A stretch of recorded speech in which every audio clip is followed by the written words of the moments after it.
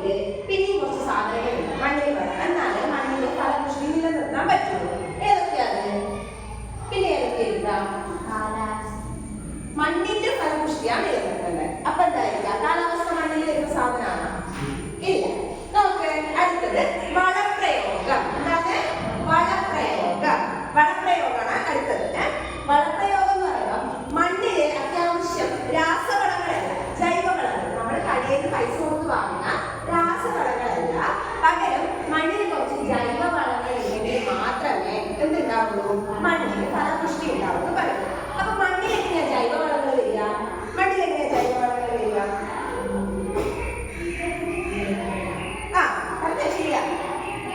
ഇതില്ലേ ചെടികളൊക്കെ ചീഞ്ഞളിഞ്ഞ് അല്ലെ ഇതായിട്ട് വരുമ്പോ അതൊരു ജൈവവളമാണ്. ഓക്കെ, അപ്പൊ വളപ്രയോഗവും മണ്ണിന്റെ ഫലപുഷ്ടി നിലനിർത്തുന്ന ഒരു സാധനമാണ്. പിന്നെ എന്താണ്? പിന്നെ മണ്ണിന്റെ ഫലപുഷ്ടി നിലനിർത്തുന്ന അല്ലെ മണ്ണിന്റെ ഫലപുഷ്ടിനെ ബാധിക്കുന്ന വേറൊരു സാധനമാണ് pH. എന്താണ്? pH. മണ്ണിന് എത്ര pH വേണമെന്ന് അറിയോ? മണ്ണിന് സാധാരണ സസ്യങ്ങൾ വളരാൻ മണ്ണിന്റെ ഫലപുഷ്ടി നിലനിർത്താൻ എത്ര pH വേണമെന്ന് അറിയോ?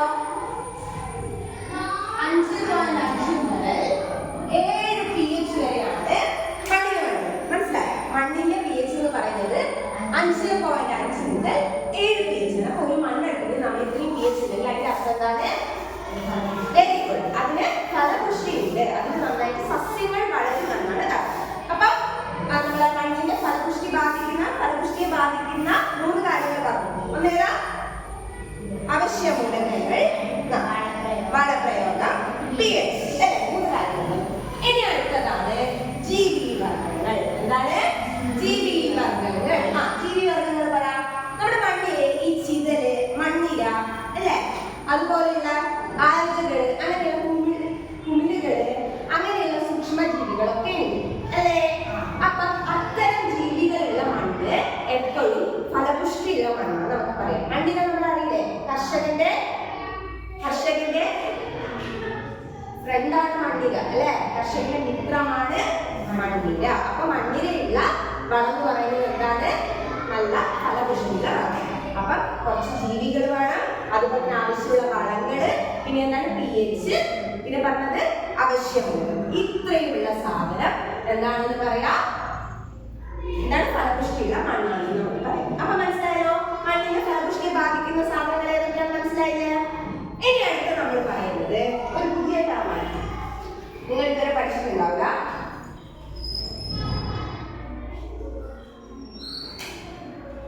ജീവാണുക്കൾ. എന്താണ്?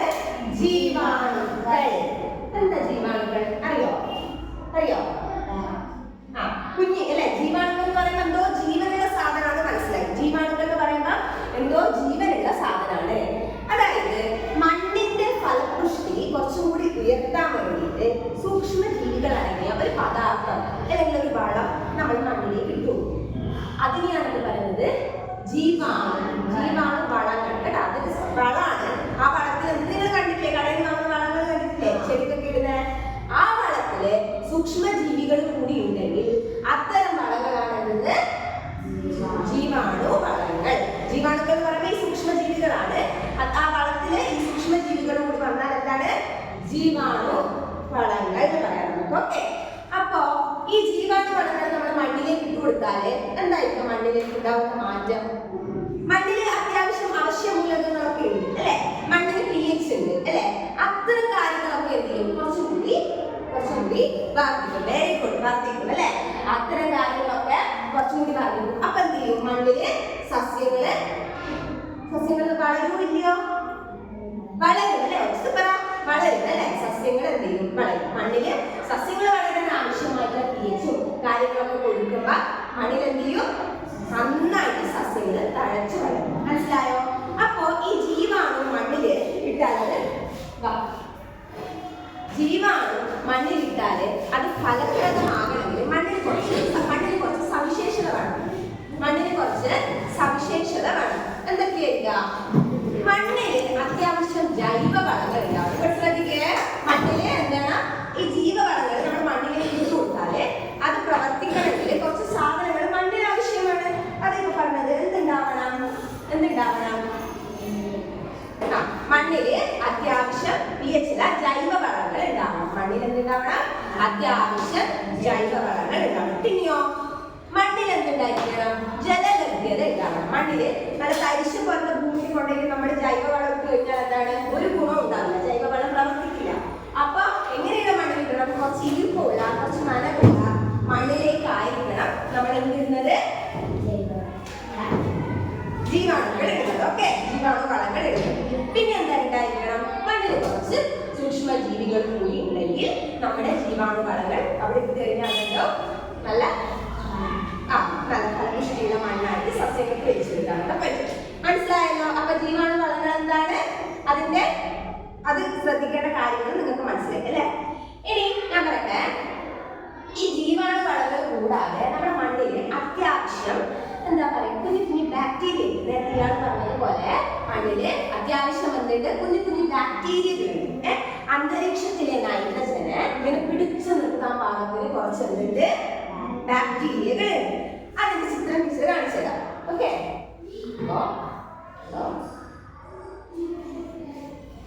കണ്ടാ? ഇത് കണ്ടാ? ഇത് കാണുന്നില്ലേ? ഇതാണ് എന്തിന്? റൈസോബിയം എന്ന് പറഞ്ഞ ബാക്ടീരിയ. എന്താണ് റൈസോബിയം എന്ന് പറഞ്ഞ ബാക്ടീരിയ? ഈ ബാക്ടീരിയ എന്തിന്റെ കഴിവുണ്ട്? അന്തരീക്ഷത്തിലെ നൈട്രജനെ പിടിച്ചു നിർത്താൻ കഴിവുണ്ട്. പയറുവർഗ്ഗത്തിന്റെ ചെടികളുടെ അറ്റത്ത്, ചെടികളുടെ ചെടിയുടെ വേരിന്റെ അറ്റത്താണ് ഇത്തരം ബാക്ടീരിയകൾ ഉണ്ടാവുക. അപ്പൊ അന്തരീക്ഷത്തിലെ നൈട്രജനെ പിടിച്ചു നിർത്താൻ സഹായിക്കുന്നവരാണ് റൈസോബിയം ബാക്ടീരിയ. ഇനി അടുത്തത് ഇതാണ് അസോസ്പൈറുലം. എന്താണ് അസോസ്പൈറുലം? ഇതിന്റെ ഘടന കണ്ടോ? ഇങ്ങനെ ഒരു സ്പൈറൽ ഷേപ്പ് ആണ്. അതുകൊണ്ടാണ് അതിന്റെ പേര് അങ്ങനെ വന്നത്, അസോസ്പൈറുലം. ഇതും എന്താണ്?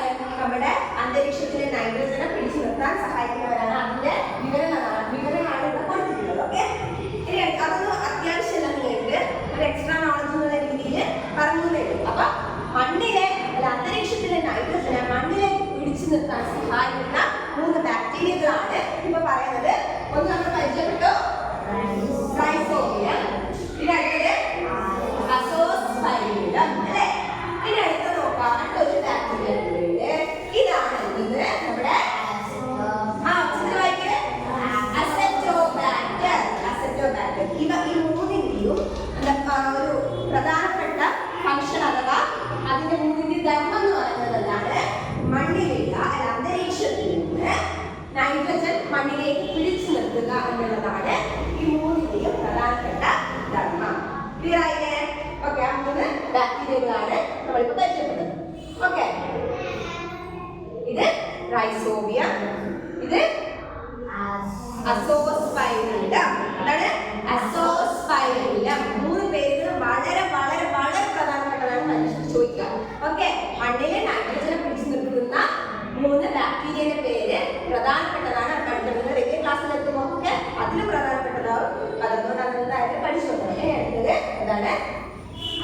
അസറ്റോ